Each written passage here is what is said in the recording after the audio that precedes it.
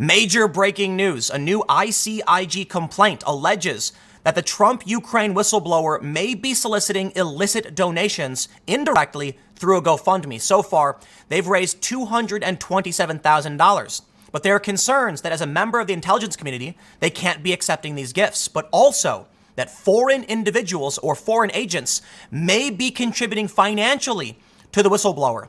This calls into question the motivations of those coming out and claiming the president has done wrong. Not only do we see financial incentives, but there are individuals who are claiming that they know better than the president. They disagree with his foreign policy, so they are coming out and complaining about it or trying to resist. This comes in the backdrop of Nikki Haley saying that senior Trump officials tried to get her to resist the president. This is scary because Trump may be a bad president, but he was elected. So these people who are now trying to subvert the president, either for political reasons or monetary reasons, should not be deciding for the rest of us what the country should or shouldn't be doing. Even if Trump is doing wrong, it's 1 or 2 terms and then someone else comes in. But to hear these stories now, it's kind of alarming. Let's start with the story about the ICIG complaint and then move into other motivations as to why people are resisting or obstructing a duly elected president. Before we get started, head over to timcast.com/donate if you'd like to support my work. There's a PayPal option, a crypto option, a physical address, but of course the best thing you can do is share this video. I struggle to compete with these big major news channels, especially when YouTube is demonetizing and deranking our content, putting restrictions on what we can or can't say. Yes, I can't tell you who this whistleblower is. There are questions now that they may be seeking to financially benefit off of this complaint, and I can't tell you who they are. We believe we know who the whistleblower is.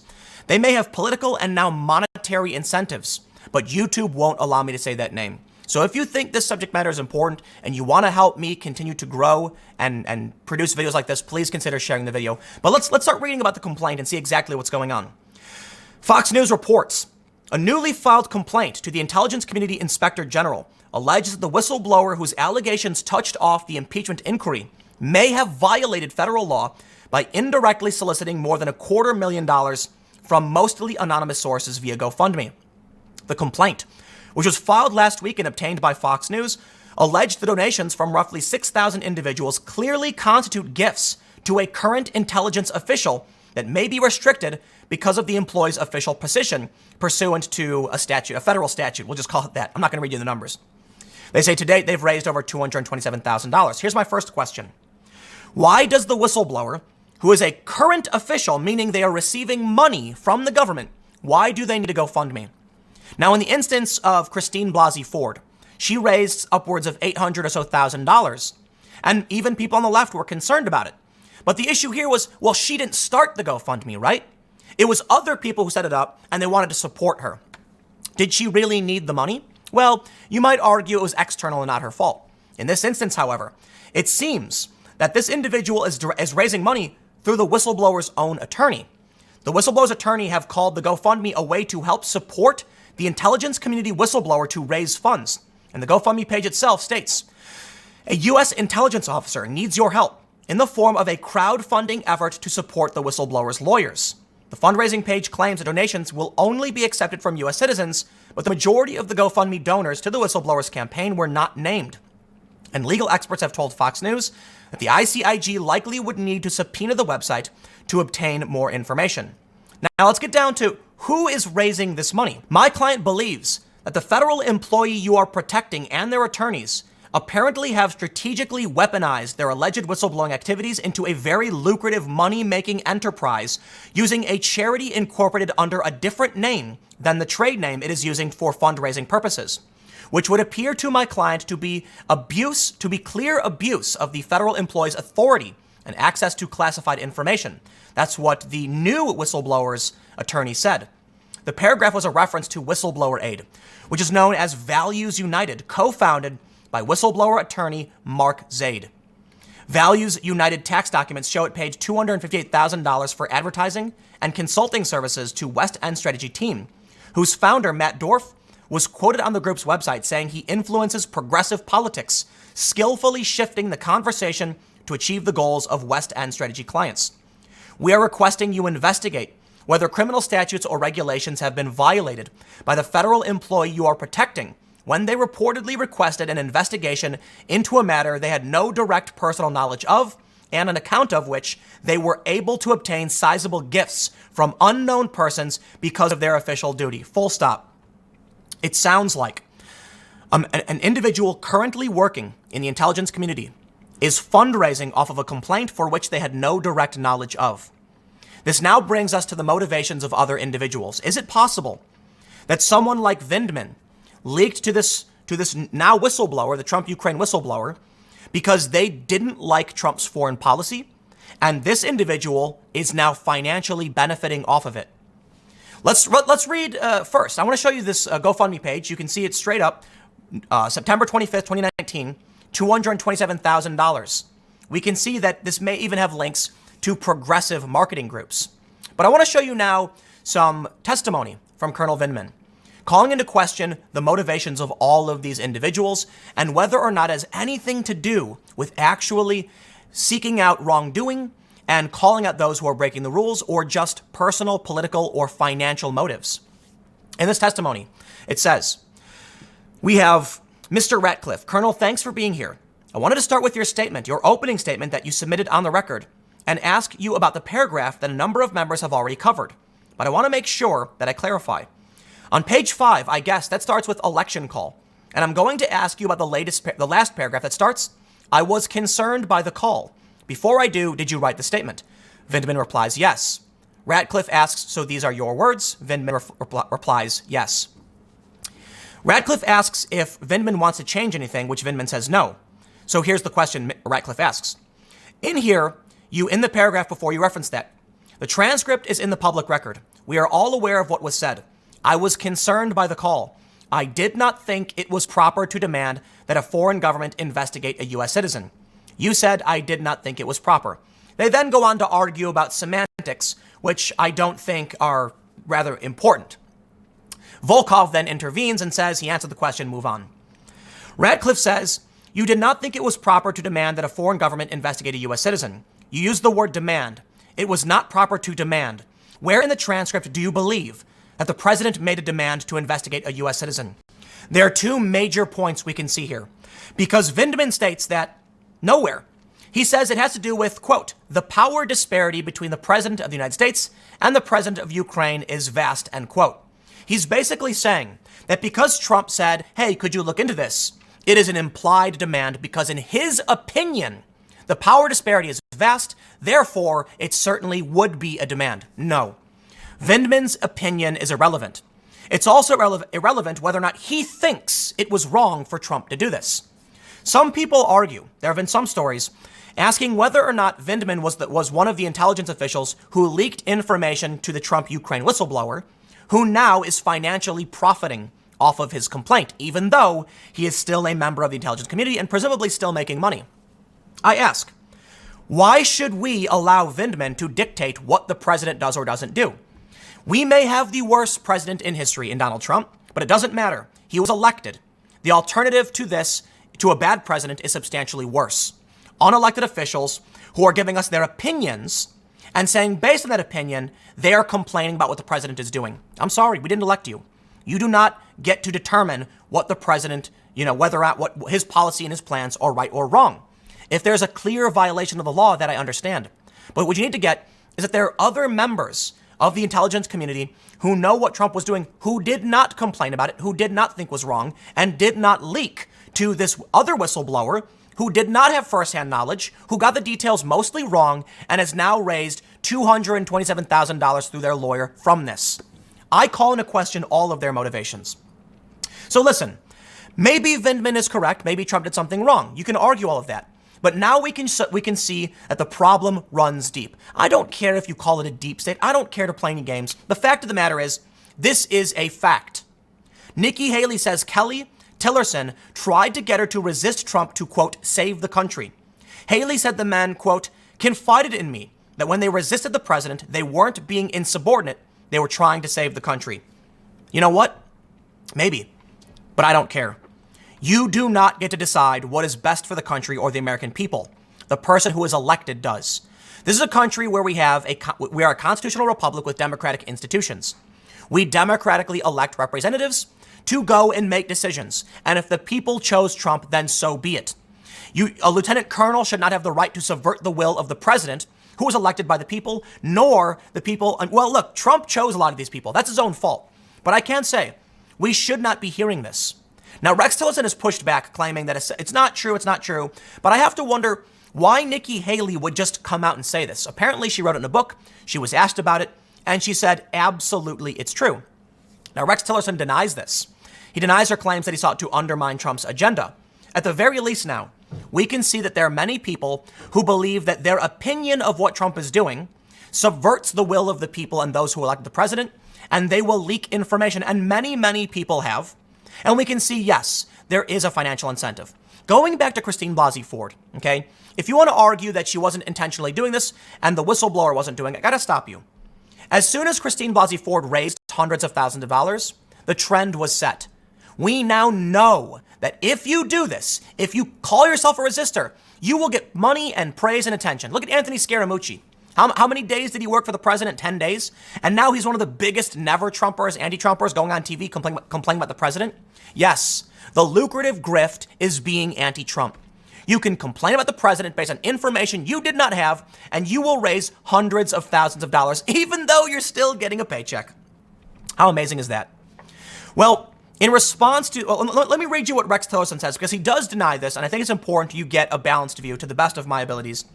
Tillerson, a former ExxonMobil chief executive, told media outlets on Monday that during his tenure as America's top diplomat, quote, "At no time did I, nor to my direct knowledge did anyone else serving along with me, take any actions to undermine the president. Once the president made a decision, we at the State Department undertook our best efforts to implement that decision," Tillerson said, according to the Washington Post, adding that Ambassador Haley was rarely a participant in my many meetings.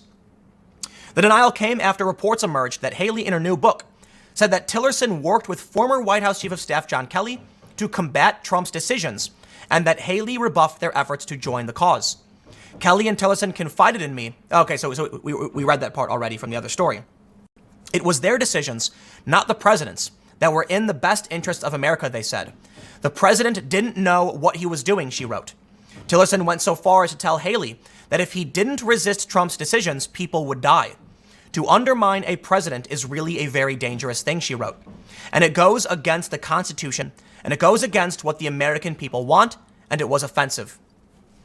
The alleged exchange adds another juicy twist to the acrimonious relationship between Trump and Tillerson, a pairing that ended in March 2018 when the president fired Tillerson via Twitter. The diplomat, while still serving, reportedly called Trump a moron. Trump then challenged Tillerson to an IQ test. Tillerson, after being let go, said Trump was undisciplined. What was an undisciplined leader who doesn't like to read. Trump responded by calling Tillerson lazy as hell and dumb as a rock. Okay, listen. Trump has made many, many bad decisions, in my opinion, notably with who he surrounds himself with. Nikki Haley, on one hand, seems to have done the right thing. Rush Limbaugh, I believe it was Rush Limbaugh, claimed she should have told the president it was happening, and apparently Nikki Haley did. I understand. Trump may make rapid decisions, sporadic decisions. He may change his mind, and he may not make sense sometimes. You know what?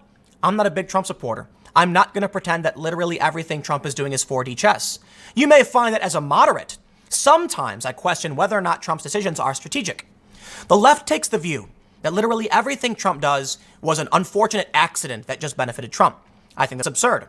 I think Trump gaffes. I think Trump makes mistakes, certainly with who he surrounded himself by. But I also think sometimes Trump and his team are very clever in how they address problems. Trump recently at an event said he was building a wall around Colorado. He should have admitted it was a mistake. And it came out really weird when he said it was a joke or something like that. I don't know. A lot of people that are diehard Trump supporters try to claim it's the opposite. That everything Trump does is a game of 4D chess and that this is all part of a bigger plan. No. There are many people who are disrupting and subverting the president. And I think Nikki Haley's statements show this is the case. From subordinate staff who have no right disrupting the president to Trump's own personal aides and senior staffers who are insulting him. That's on him. These aren't holdovers, right? To people who even financially benefit from this, Trump's got a lot of people trying to hold him down. And that means Trump is going to make rapid sporadic decisions, particularly with removing people, securing certain information, and this is likely due to not knowing who he can trust. Nikki Haley responded saying that she did. Haley addressed questions raised by Limbaugh and others during a Fox News appearance, Hannity. What has gotten a lot of people's attention is the conversation about an hour. Rex Tillerson, General Kelly, and I guess tell that story, and out of it, I was wondering, why did you not feel, or did you at any point feel a need to tell the president? Hey, this is what these guys are doing, Hannity asked. Well, I did tell the president. And I mean, keep in mind, Sean, this is one page out of 250 pages of the book. But I did tell the president, and I did tell the National Security Advisor, H.R. McMaster. And there were others that knew of my concerns in the process. And let's keep in mind, I mean, what I've said is this wasn't that these guys thought this was a rogue president. This was that these guys disagreed with his policy. They disagreed with us getting out of the Paris Climate Agreement. They disagreed with us getting out of the Iran deal. They disagreed with us moving the embassy from Tel Aviv to Jerusalem. So when the president was charting a different course and really giving us a strong hand for America and for our friends, they just thought that he was going on in the wrong direction. And so when they sat me down that day, they were attempting to tell me that if I would work with them, they were trying to save America and keep people from dying. But we saw when the embassy moved from Tel Aviv to Jerusalem, the sky is still up there. It didn't fall, and we didn't see casualties. What we saw was a courageous moment by the president that many presidents had tried before that was very successful. And it acknowledged a fact, which Jerusalem is the capital of Israel. The main point, and why I read this, is that we can see there are many people who do not believe we as Americans have a right to choose who our president is. I didn't vote for Trump, but I certainly respect the fact that we have a system that people play by certain rules, and we must have confidence in that system. They said over and over again that it would be Trump. It would be Trump who would refuse to accept the results of that election. And now we know it's not just Democrats, it's even people Trump appointed. So that one's on Trump. Trump's choices for certain jobs backfired in his face. So sure, the guy does not deserve credit for making bad choices. But you know what? You'd assume many of these people would take the job and be loyal to their boss. You ever work for a company and you got a boss who seems like a moron? Well, you quit. You don't subvert the company and try and wrestle control of the steering wheel from the driver, lest everyone crash. If the people who are losing confidence in our system are not Trump and the Republicans, these are people who have gained confidence by the fact that Trump was elected. But if these people can make money, can in their opinion, subvert the policy of the president, or even come out and try and directly resist him, well, then what's the point of an election? Am I going to elect, say, someone like Tulsi Gabbard, and then you have tons of officials saying that her policy pulling us out of the Middle East is a bad idea? That's what people don't get. First, they come for. That's how it works. I complained over and over again about the censorship of conservatives. Now they've censored me. YouTube took down one of my videos discussing the whistleblower. Facebook suspended me for several hours for reporting on the whistleblower. And that's why I oppose censorship. What do you think happens if we allow rogue actors to disrupt a duly elected president, even if he is the worst? It means the next time when your president is elected, the same thing will happen. The system will collapse. Let's say Bernie Sanders gets elected and he wants to implement a bunch of far-left policies, and a bunch of conservative actors in government say, Bernie is destroying our country. And so they subvert him. That means democracy is gone. I understand we're a constitutional republic, but it means we will no longer have democratic institutions. It means people are losing confidence in the system, and it will fall apart. It'll cease to exist. Because I'll tell you this, what we're facing right now is hardcore tribalism.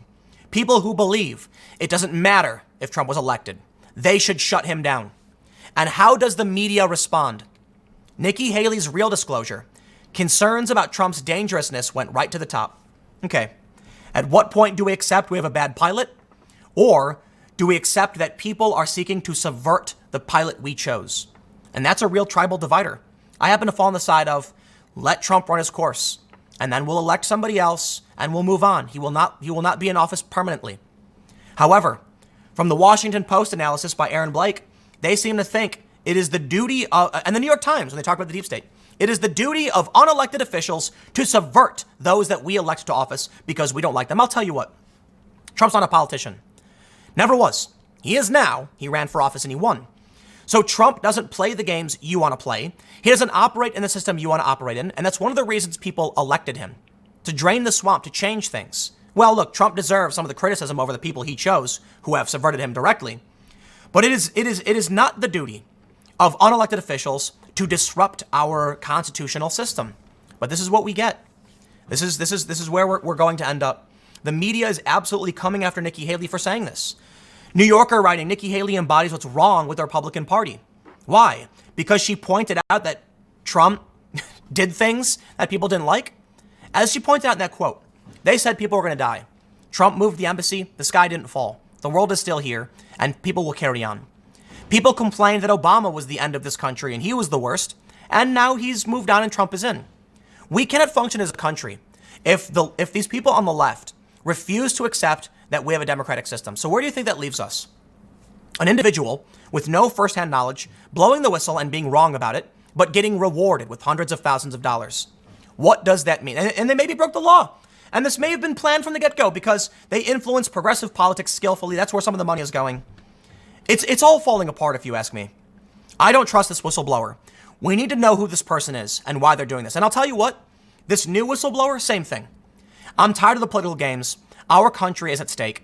There's an impeachment going on, and it may be motivated by those who know they're going to make money off it, those who think they have a right, a duty to subvert a duly elected president. But if that's the case, if Trump is removed, it says one thing. Look, I get it. If you have a president who's destroying everything and committing overt acts of overt criminal activity, by all means, blow the whistle. What Trump did on the phone call with Joe Biden isn't there. There's no bipartisan support. The only bipartisan support we've seen so far is a couple Democrats rejecting impeachment. We can clearly see it's a partisan effort from those who do not like the president, don't want him to be president, disagree with what he's doing, but it's not their opinion. I'm sorry, it's not their right to tell us who should or shouldn't be running this country. It is the right of the people to vote. But now we can see that the people on the left, these whistleblowers, these government agents, they don't care. They think their opinion is better. Of course, Trump might not know how foreign policy works. What if Ocasio-Cortez got elected? You think she knows how any of this stuff functions? So what, are we going to have a bunch of government actors come in and stop her from doing whatever she wants? If she's elected, right? That's where we're headed. I mean, that's where we are. We're there now. The president was elected, and since the beginning of his presidency, they have sought to undermine him and reject the results of the 2016 election. I'll leave it there. Next segment's coming up at 6 p.m., youtube.com/TimCastNews. Thanks for hanging out. I will see you all next time.